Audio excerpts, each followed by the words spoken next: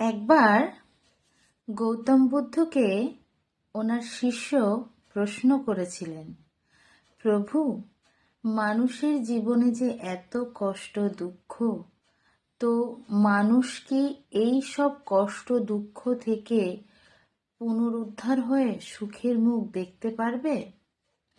তখন গৌতম বুদ্ধ বলেছিলেন, এখানে বসো। এই বলে উনি নদী থেকে একটা পাত্রে করে জল তুলে নিলেন। জলটি ঘোলা ছিল। উনি পাশে জলের পাত্রটি রেখে দিলেন এবং কিছু সময় পরে দেখা গেল জলটি নোংরাগুলো নিচে জমে গিয়ে উপরে জলটি পরিষ্কার হয়ে গেল। তখন গৌতম বুদ্ধ বললেন ওনার শিষ্যকে, এবার কি এই জলটি পান করা যাবে? ওনার শিষ্য বললেন, হ্যাঁ গুরুদেব, এই জলটি অবশ্যই পান করা যাবে, কারণ জলটি পরিষ্কার হয়ে গেছে। ঠিক গৌতম বুদ্ধ বললেন, ঠিক তেমনি মানুষের জীবনে যখন দুঃখ কষ্ট আসে তখন স্থির থাকার চেষ্টা করতে হবে। বিচলিত হলে বা অধিক কান্নাকাটি করলে, অধিক পরিমাণে দুঃখ প্রকাশ করলে কখনোই সেই দুঃখের সমাধান হবে না। সবুর করতে হবে, সময় দিতে হবে। কারণ পৃথিবীতে কোনো জিনিসই চিরস্থায়ী নয়।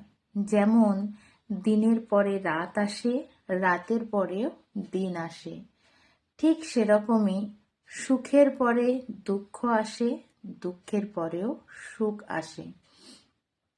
কিন্তু আমরা মানুষরা কখনোই সেটা বোঝার চেষ্টা করি না।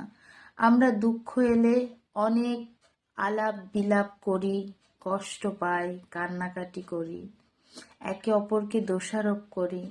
কখনোই আমরা চেষ্টা করি না স্থির থেকে সেই দুঃখটা থেকে কিভাবে উদ্ধার হওয়া যায়। তাই বন্ধুরা, পৃথিবীতে কোনো জিনিসই চিরস্থায়ী নয়। দুঃখ এলে সেটিও চলে যাবে। তো দুঃখের সময় অবশ্যই ধৈর্য ধরে সহ্য করে একটু স্থির থাকার চেষ্টা করুন। দেখবেন সময়ের সঙ্গে সঙ্গে সব কিছু ঠিক হয়ে যাবে।